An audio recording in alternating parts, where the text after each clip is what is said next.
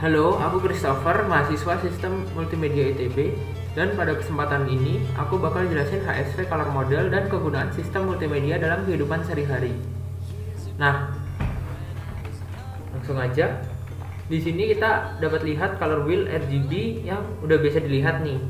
Nah, sekarang pertanyaannya, apa sih perbedaan color wheel ini dengan color model HSV? Di HSV Color Model, anggap aja color wheel RGB tadi ditarik ke atas dan ke bawah membentuk dua model kerucut seperti pada gambar. Color model RGB ini menjadi hue atau warna dari HSV Color Model. Kemudian lightness atau value ditunjukkan dari atas ke bawah. Jadi di titik puncak model warnanya putih murni dan semakin ke bawah semakin hitam hingga pada dasar model berwarna hitam pekat. Sedangkan dari tengah model keluar menunjukkan tingkat saturasinya atau banyaknya pigmen warna. Jadi di tengah model saturasinya 0 sehingga tidak memiliki pigmen warna, dan semakin mendekati pinggir semakin terang pula warnanya. Skala yang digunakan baik untuk menentukan hue, saturation maupun lightness atau value menggunakan 0 untuk minimum dan 1 untuk nilai maksimumnya. Nah, pada model di kanan ditunjukkan kalau model HSV di kiri ini dipotong-potong menjadi bagian-bagiannya. Di sini terlihat dengan jelas bahwa semakin ke bawah semakin gelap warnanya dan semakin di atas semakin terang pula warnanya.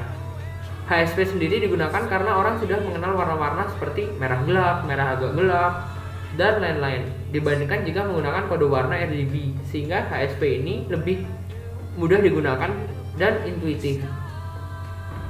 Oke. Nah, kan kita udah tahu nih HSV Color Model tadi kayak apa. Nah, HSV Color Model ini merupakan bagian dari sistem multimedia. Nah, penasaran gak sih kenapa kita butuh sistem multimedia dalam hidup ini? Tentu dong. Jadi pertama-tama kita harus tahu dulu multimedia itu apa. Jadi sistem multimedia adalah satu sarana yang di dalamnya terdapat kombinasi berbagai bentuk elemen informasi seperti teks, grafik, animasi, video interaktif maupun suara sebagai pendukung untuk mencapai tujuannya. Tujuan ini yaitu menyampaikan informasi atau sekedar memberikan hiburan bagi target audiensnya.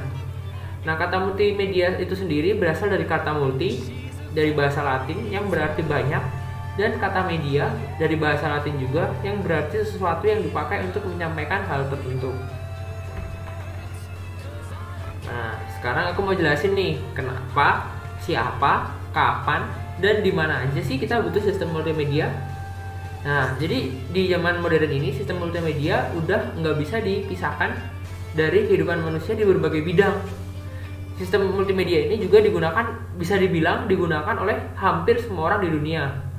Contoh, ya karena kita lihat aja bidang-bidangnya seperti pendidikan, bisnis, politik, olahraga, dan bidang-bidang kehidupan manusia lainnya semuanya menggunakan sistem multimedia. Coba aja bayangkan di bidang pendidikan nih. Dulu sekolah masih menggunakan papan kapur, sedangkan sekarang kelas-kelas itu sudah memakai layar LCD. Nah, layar LCD ini merupakan salah satu dari sistem multimedia. Kemudian penggunaan ponsel, laptop, LCD player, alat-alat elektronik lainnya untuk menonton video pertandingan olahraga dari luar negeri. Ini merupakan penerapan sistem multimedia di bidang olahraga. Nah, di bidang bisnis sendiri, penggunaan sistem multimedia digunakan untuk misalnya mempresentasikan bisnisnya dengan lebih menarik serta mencatat hal-hal penting dalam bisnis. Nah, jadi sistem multimedia ini mempermudah dan menambah daya tarik kehidupan sehari-hari kita. Nah, terakhir aku mau ngasih pesan nih, bagaimana kita harus memanfaatkan sistem multimedia sedemikian rupa supaya kita bisa memperoleh manfaat maksimalnya. Jadi multimedia itu pada dasarnya adalah suatu alat. Nah, alat ini dalam penggunaannya sebaiknya kita harus memahami cara-cara atau prosedur yang berlaku pada alat tersebut. Contohnya kita menggunakan aplikasi video editor.